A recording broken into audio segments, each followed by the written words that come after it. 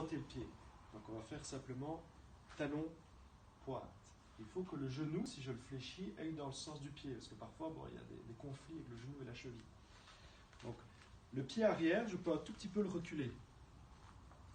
Si on trace une ligne entre les pieds, on travaille souvent sur le médio-pied ou alors au niveau du talon. D'accord ? Ça veut dire que ça, ce serait juste, ça, ce ne serait pas juste. Donc, on fixe le sol, bien tendre les jambes.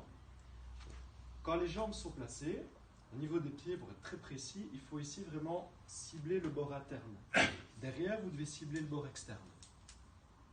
Le bassin, il ne faut pas le laisser faire ça.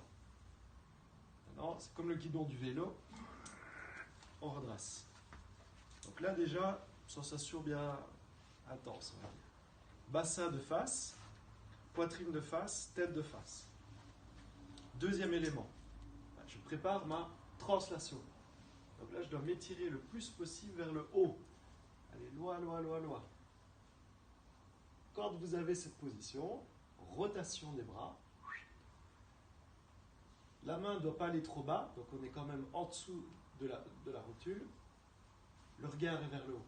Donc, pour la position du bras supérieur, facile.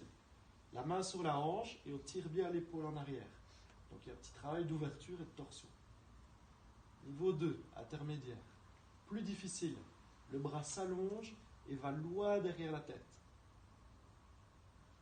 Alors, choisissez une des trois formes de bras. Ça peut être intéressant aussi de travailler dans le mouvement. Par exemple, mouvement circulaire devant soi dans le plan fonctionnel de l'omoplate. Si la souplesse le permet, donc là la posture elle pourrait tenir. Je ne suis pas en train de m'appuyer ici, la main est très légère. Je laisse glisser petit à petit. Je me rapproche de ma cheville. Si vraiment la souplesse est très bonne, on peut aller poser la main à l'extérieur du pied. Parce qu'on pourrait me passer la brique. Quand le sol est inaccessible, par exemple, on met la brique au niveau de la cheville et on prend un appui solide ici. Voilà. Si on ne peut pas aller jusque-là, on travaille sur sa jambe, sans s'effondrer, je rappelle. Attention qu'une personne qui serait hyper laxe, son genou pourrait se déboîter dans cette position. Alors qu'est-ce qu'on pourrait faire ? On pourrait aider en soutenant un petit peu sa jambe avec une brique, comme ceci. Ça lui donne un point d'appui en plus. Il faut être créatif. Quand vous voyez qu'il y a un problème, on prend le matériel et on résout le problème. Moi, ce n'est pas mon cas. Je suis très loin d'être hyper laxe. Plutôt l'inverse même. Donc voilà. Simplement cette posture. Pour en sortir, on remettra la main là. Et on va créer, sur le souffle, un grand mouvement circulaire. On va se retrouver ici. Puis les mains sur l'horizon. Pieds parallèles. Talon pointe, talon pointe, talon pointe.